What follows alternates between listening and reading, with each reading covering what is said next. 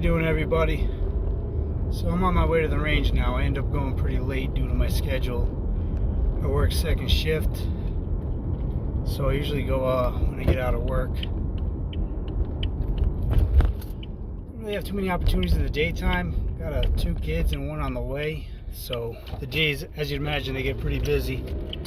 So I've shared a lot of videos from this channel, and I've met with mixed reviews, a little bit of criticism, not all of it unwarranted.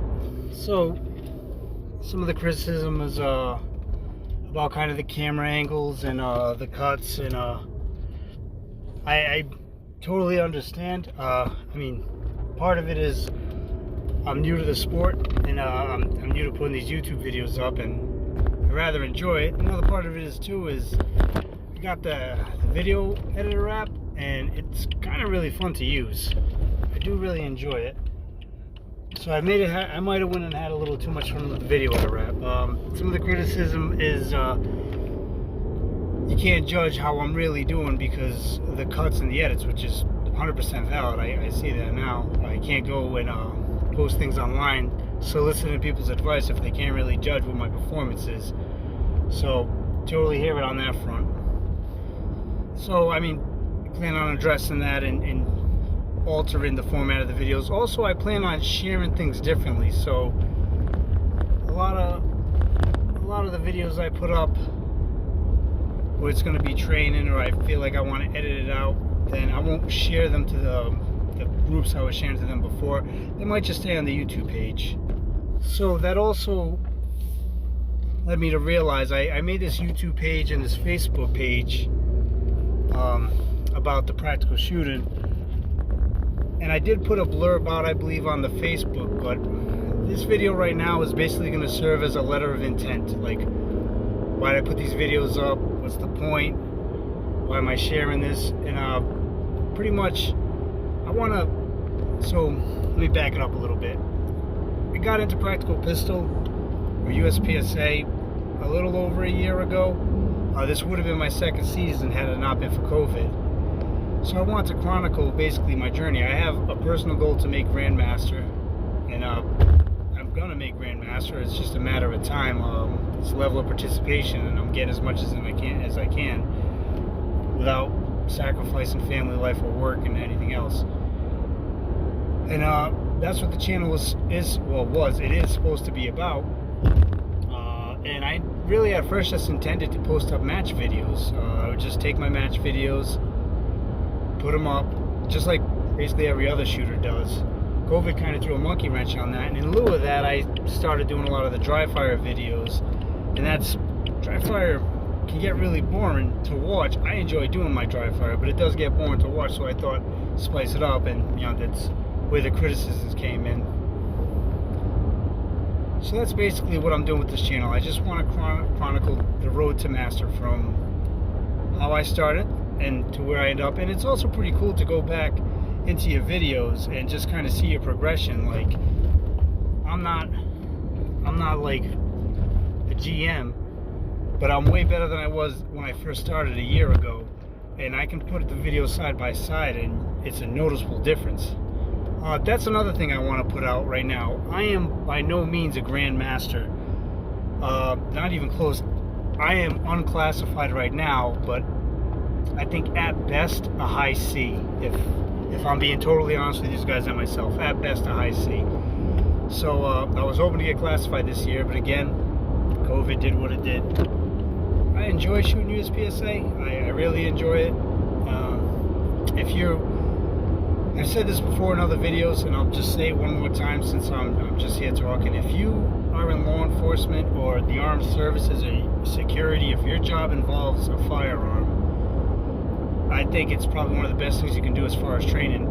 Like, let's be honest, all bullshit aside, most every departments have a yearly qualification, maybe twice a year, maybe. And that's not really enough. I mean, once you get out of the academy, for the most part, your training is done. Unless you get lucky enough to get sent to special schools or something, you're proactive with your career, or you're liked in your department, or you take it upon your own dime, that's all the training you're going to get. So especially if you're a guy who likes to get into the gear and everything, there's no other way for you to really put that stuff through the motions than a match. I mean, whether you're going to pick IDPA, well, not IDPA, but a USPSA, bring your duty rig in. But other than that, I mean, if you buy yourself a new piece of equipment and you throw it on your belt, and you don't want it, it's happened to all of us at one point in time, whether it was the military or on the job.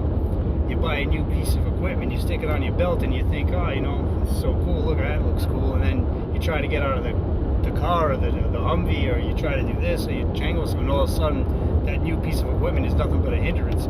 You could have figured that out way ahead of time if you shot a match. That's all I'm going to say about that. I think I've beaten that one to death.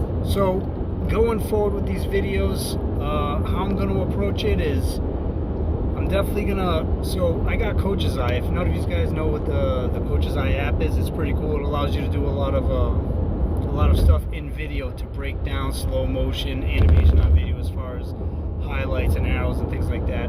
So I plan on breaking down my match videos, because matches are gonna starting up back in. My earliest real match, I got a semi kind of steel shoot thing that's in June, but my earliest real match is July. I'm up here in the Northeast, and that's as far as I know, unless they get canceled too, that's the earliest one starting up. But I plan on using Coach's Eye to kind of break those down and talk about them, and again, I'll share them on the different groups to share, because it's like to get it out there, and also to elicit advice from better shooters. Well, that's another thing too I didn't mention before. This community, I want to be seen as a peer. You know, I don't want to be kind of like the annoying guy I laughed at. So that's another reason why I'm like reeling back on sharing a lot of this stuff. These are people I respect. I realize I don't care if you are in law enforcement or military, if you're an accountant, to get to the level of, you know, even AM class, it takes a lot of hard work and a lot of dedication. And the skill, like you see when you go to these matches and see like a high level shooter, it's like, I've been in the Army a long time, I've been in my department a long time, I've never seen people shoot like that until I saw competition. I mean, my first match, I thought I was a hotshot. I got my teeth kicked in by an accountant and a dentist, so I'm just saying, I respect skill, and you don't get that kind of skill without hard work. So also, going forward, I plan on sharing a little different, like I said, the match videos, I'll definitely share in group, but they're like kind of the training videos, or the drive. If I do more of those, that'll be kept basically for the YouTube page. So if you're a subscriber on YouTube, you can see it. I mean, all 36 of you. But other than that, I'm not going to plaster that everywhere. Other videos you can expect to see is any kind of like new gear or equipment I plan on vetting. Like I'm running that 320, and there is another upgrade package in the future. So, and also, I really want to get a 2011. I've started the process, but I will in the future be shooting a 2011. I've wanted one of those guns for a long time. It's just a matter of kind of saving up the scratch. So there'll be a set of videos about like maybe an unboxing, but definitely like getting used to a 2011, because there's a learning curve coming from the 320. There's things that ergonomically are different about the guns, and I'm sure, and I definitely functionally, one's a strike fire and one's a single action. So that'll be a set of videos by itself.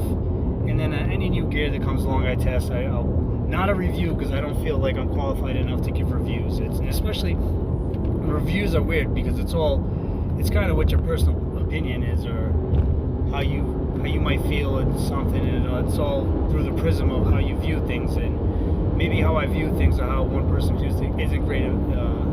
Is great for everybody. Now, I'll counter that with saying, if you're doing like kind of like the Aaron Cowell Sage Dynamics breakdown, like the white pages, that's a very different story. That's very analytical. The way he does things is very, I mean, it's as close to scientific as you can get for a YouTuber. He pretty much covers his bases, but I don't plan on doing anything that in depth. I'm just, like I said, this is a hobby that I really enjoy, and I like to share it. I like to get feedback. So I'm headed to the range, and tonight I'm going to use the dry fire cards. I don't know if any of you guys have been following my Facebook or my YouTube. I made up, but I call them dry fire cards. I don't know what else to call these things. But basically all they are is they're a bunch of flash cards, and on the front of each flash card is a different start position. So how I've been using it So from my dry fire, I'll just, if it depends on what drill or what I got planned, but I'll use them to change up the start positions. Things that have to be a little constricted with my live fire because I have to go to an inside range due to the time I'm shooting. So what I've been doing is I use the dry fire cards, and I'll do kind of a box to box. I have 2 shooting boxes set up. They're across the way from each other, and I'll set one target array to between 2 to 3, and I'll set that target array like 5 meters from the left box, and on the right box I'll set a target array 10 meters. So I will switch up. Not only will I switch up on every volley the start position with the dry fire cards, but I'll also start right, left, so that way I'll start drawing out on the 10 yard, and then the next turn will be on the 5 yard. And between that, I'll switch arrays. So I have already like 6 different arrays set up, and kind of like some are in a triangle, some are in a V, some straight across. Now I'm using paper plates, I didn't mention that. So when I say a target array, I basically have paper plates just glued onto a cardboard, and I hang them up at the range. And that's my target array, just different configurations and patterns, and I'll switch those out in between rounds too. That's pretty much what I have going on for the range tonight. 200 rounds. I would like to do a lot more. I need a lot more than 200, but the situation with ammo and budget for right now, I do plan on getting into reloading in the future. But right now I'm using factory ammo, and I'm paying for factory ammo, and also factory ammo's a pain to get right now due to COVID again. It all comes back to COVID.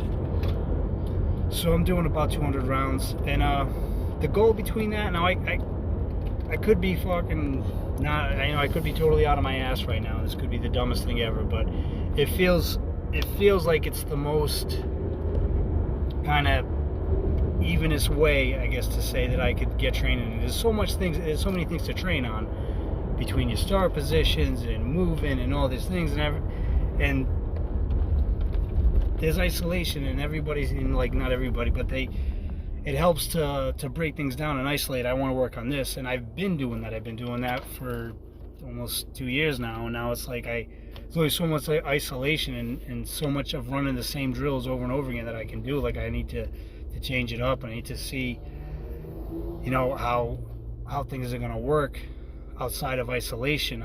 Like, if you think of Steve Anderson's book, he definitely has a guaranteed road to dry fire, but it's just, I can't, like, the way I learn, I just can't follow that. It dries up. I can't keep shooting the same 3 things. So given that, and the fact there's so many things to learn, I felt kind of like this live fire, dry fire roulette way is the best way for me to go at it.